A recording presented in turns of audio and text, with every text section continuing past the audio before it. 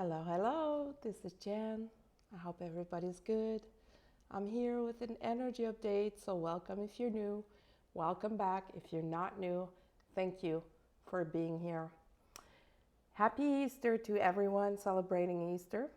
And this is exactly why I'm here. Not to talk about Easter, but to talk about the energy of Easter. Um, I'm not going to go into religion, but like we all know what happened on Easter. And this is happening to us as well. We're being resurrected, we're being reborn. It's the perfect time to reinvent ourselves. And this is what I want to talk about. And I want to talk about the eclipse of April 8th. And I also want to talk about how we need to be there for one another. So let's get into it. I'm going to start with the eclipse. It's coming, April 8th. We're a week away. And this is a biggie. Not only because we haven't seen one like that in over, I think it was 120 years or 23 years, something like that. It doesn't matter how long, but we have not seen one like this in our lives. If you're listening to me, unless you're 120 something years old, you have not seen an eclipse like that in your life before. And this one is very, very special. It's not only special, it's divine. That's how I want to qualify it. It's divine. And we need to prepare for it. Sorry, that came out very wrong. Eclipses, any kind of eclipses, have an influence on our energy, collective energy, and individual energy for the next 6 months after the event. So the best thing to do is to prepare for it. How do we do that? I know I said be aligned, be grounded, but you can also set your intentions. How do we set intentions? You think about it, you identify what you want, and you align to it. And you leave the rest to the divine, to the universe, to source, to bring what you need. You can go into like rituals. I'm not big on rituals. I am, but I am not. Let me explain myself on this one. I see, and we've seen it like over the past few years, a big wave of people selling their rituals, like lunar rituals, morning rituals, blah, blah, blah, blah, blah, blah. I'm not dissing on any of that, not at all. But I don't think, excuse me, I don't think that we need a ritual to live our lives. Like, let me explain. Everything we do is sacred. Everything we do can be a ritual. That's fine. But not because you have a ritual that things are going to happen. Because I see a lot of people having rituals, doing them like every day religiously, and not being able to manifest what they want. It's not about the ritual itself. It's about your intentions. It's about your actions. And it's about what you do after with it. And it's about how you align to it. So you could jump and skip that part and just align to it if you want to. You don't need to be sitting, writing your stuff down, and then like crossing your fingers for it to happen. No, it could just be integrated, like feel it to the bottom of your heart and yourself, the center of your core. You can align to that kind of stuff and then manifest it in your life. If you feel that you need a ritual, go for it. Like I said, I'm not dissing on any of that. What I'm saying though is that the ritual is just a mean to get to something. And that ritual is about the physical integration of things, the physical aspect, the 3D aspect of things. So if you got that part, if you know how it works, if you can embody it, you can definitely skip the ritual part. I mean, to me, I do rituals. I don't do the lunar stuff. I don't do the morning rituals, even though I have one on my own, and I just call it a routine. I do things in a way, not a specific order, but in a way where I am aligned with myself at that moment and with what I want for myself during that day. So that's my ritual. I don't need to like journal, burn a candle, do this with my crystals, or do that. I just do it. I embody it. But I also have like deeper rituals. For example, this eclipse, I do have a ritual for this one. And I've been working on it for a few weeks now, preparing, setting down my intentions by writing them down, by really thinking about them and coming back to them on a daily basis or so, working on them, thinking about them, visualizing them, seeing them, feeling them, aligning to them. You see where I'm going with that, right? By doing so, it's what Saint Germain, if you're familiar with the Ascended Master Saint Germain, his technique of manifestation is you visualize what you want into a big cloud above your head, and you infuse it with all your being and your love and your unconditional love and your essence. And that's how you manifest. So it kind of looks like that here. If you carry something in your heart long enough, hard enough, and what I mean by hard is you stick to it. You don't dismiss it. You don't put it aside. You carry it with you. And if you do that long enough, strong enough, powerful enough, you're going to manifest that. So this is what I've been doing. I've been writing down my intentions. I've been looking at them, adding stuff, taking out stuff, and just meditating over that. Infusing that with my energy, with my being, with my love, with my soul. Seeing myself in those situations. Seeing myself living that. Seeing myself manifesting that. So this is what we need to do. Just think about what you want. Think about what you desire. Think about what you feel you need and align to it. It could be in writing.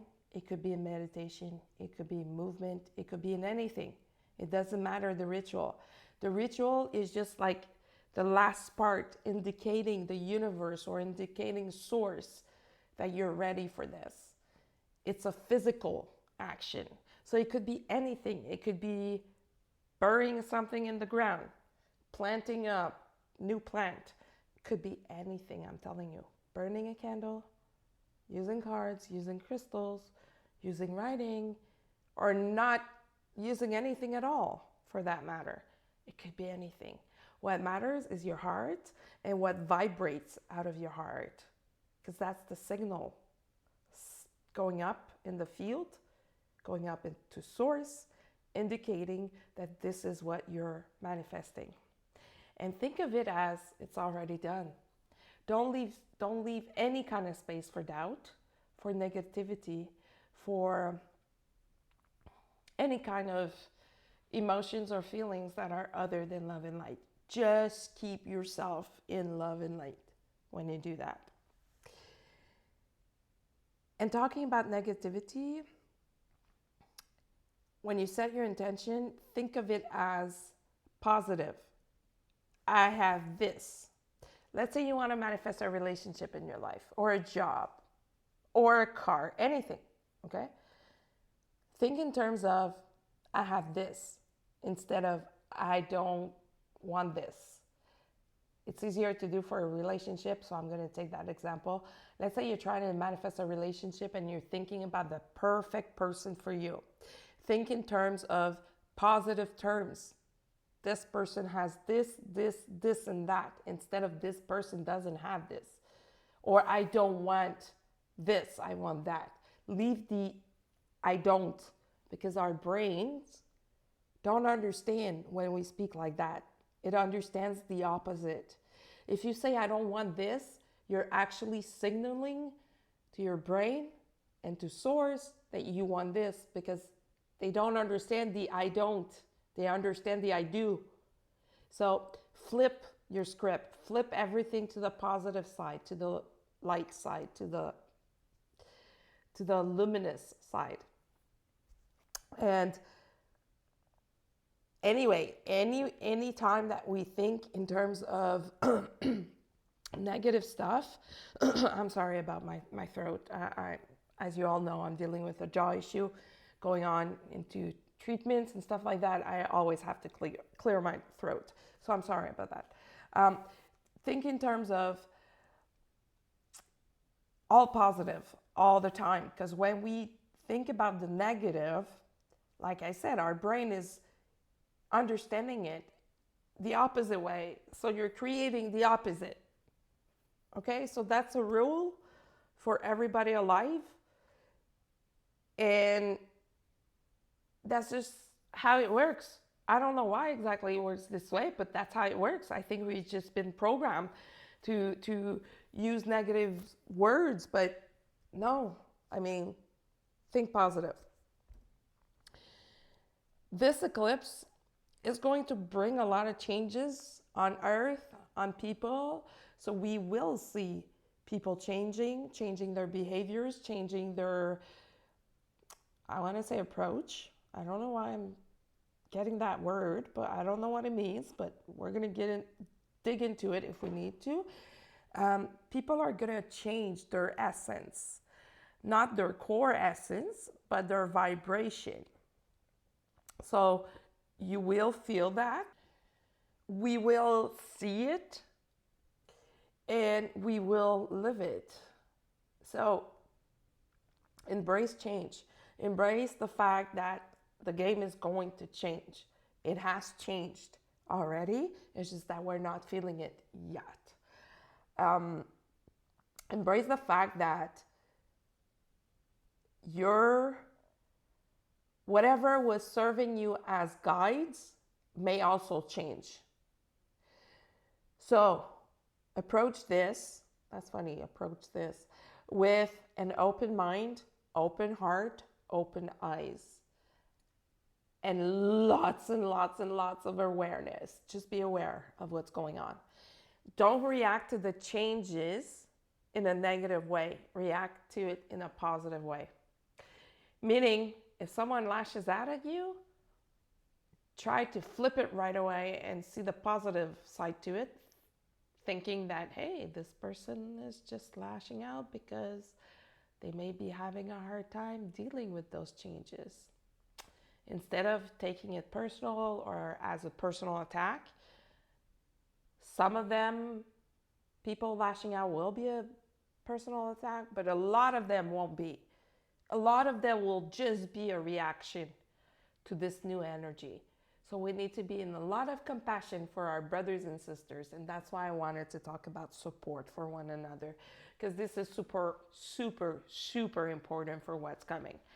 These changes are life altering. These changes are here to stay, not only for the 6 months, forever. And they're here to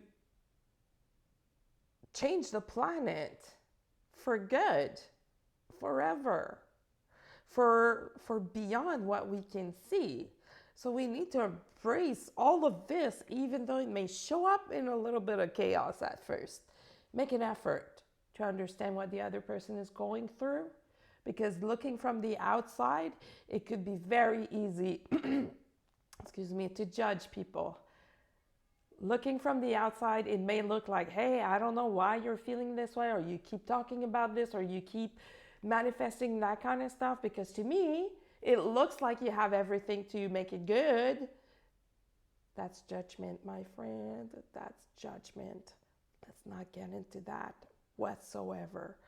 Let's just get into the opposite and get into compassion and get into that posture of where we don't know what kind of battle people are fighting internally or privately.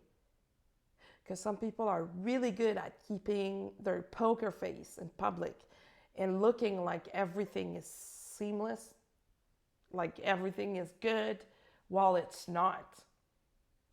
I am one of these people, so please trust me on that one. Not always. I'm very transparent, but when it's time to be professional and to work, I mean, I'm not going to bring, the problems into work. I'm just going to be a professional during that time. So some people that I know always see me during these circumstances and situations, so they have no idea what I'm battling when I get home, or when I'm meditating alone, or when I have to go to the dentist or orthodontist and stuff like that. They don't know. They have no clue.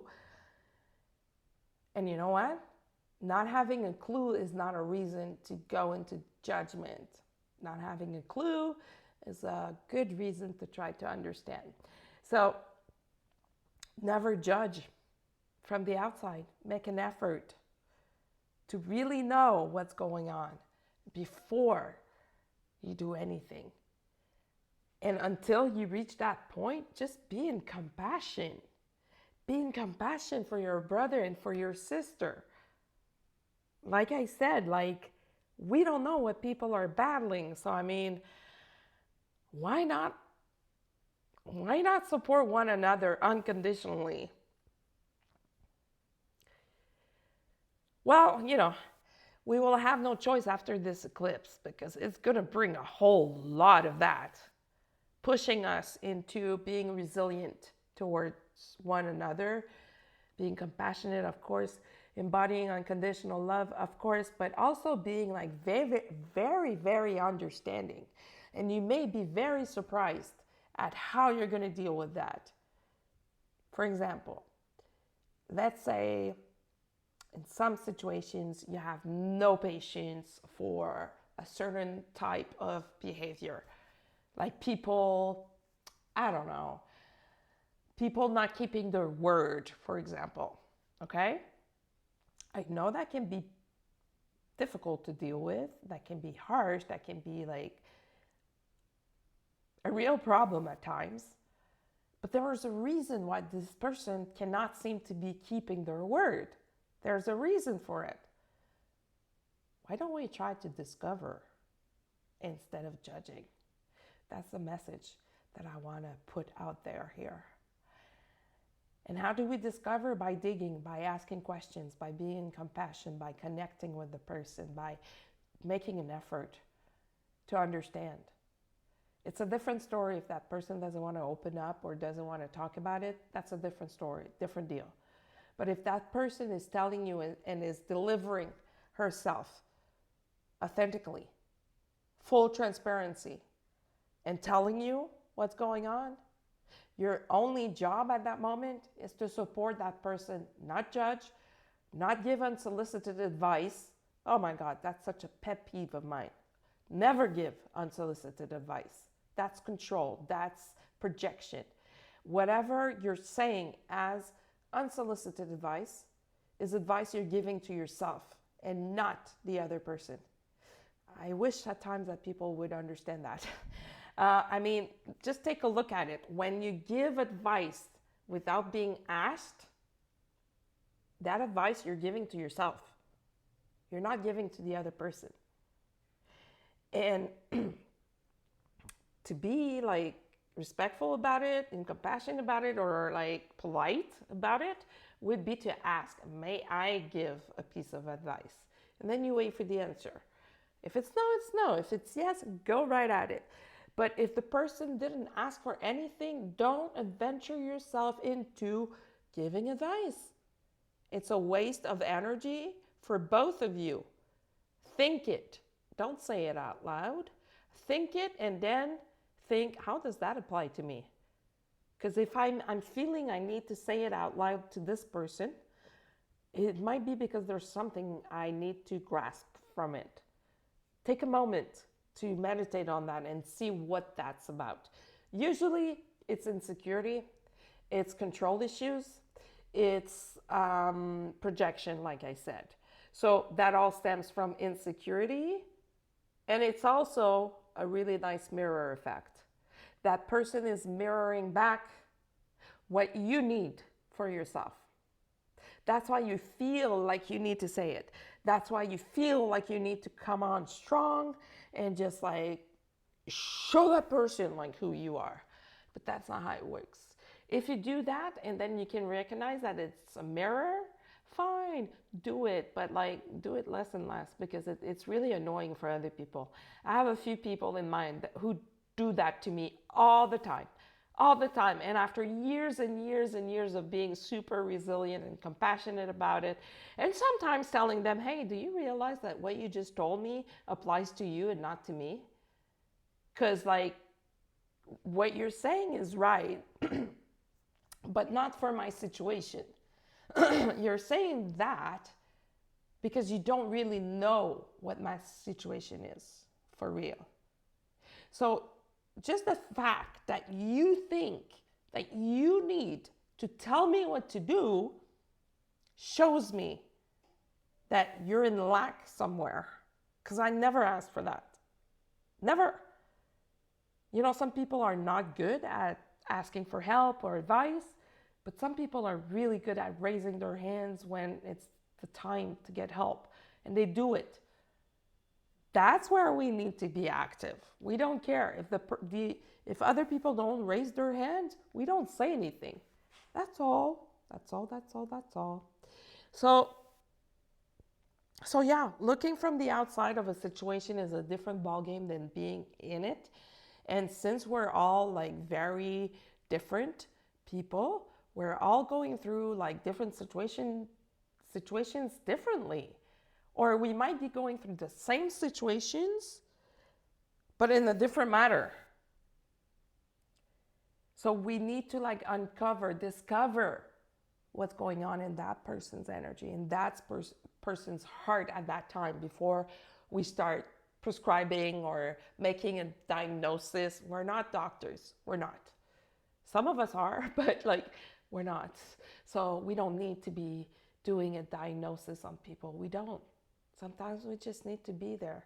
And what's the best way to be there is by asking, what do you need from me at this time? What can I do for you at this time? How can I help you at this time? What do you need? That's my favorite question. What do you need? And then you listen and you do exactly what that person asks. That's the best way to support someone else. And this eclipse is going to push us into being supportive. No choice. We're a big family. We're all brothers and sisters. Shall we be there for one another on a deeper level so that we can create deeper, meaningful connections? Therefore, creating a better, stronger, loving collective. That's my wish. That's my hope. That's my intention for this eclipse. Yeah. So I was just seeing if there was something else coming up, and there is nothing. So I'm here for you people. Reach out if you want to talk or book a reading. Thank you for being here. You can follow me on social media at IndigoGirl555 on Instagram, Indigo Girl on Facebook, or by email, indigogirl555@gmail.com. And until the next time, happy Easter, happy eclipse. I'll be there before the eclipse, I think. But thank you for being here. And be well.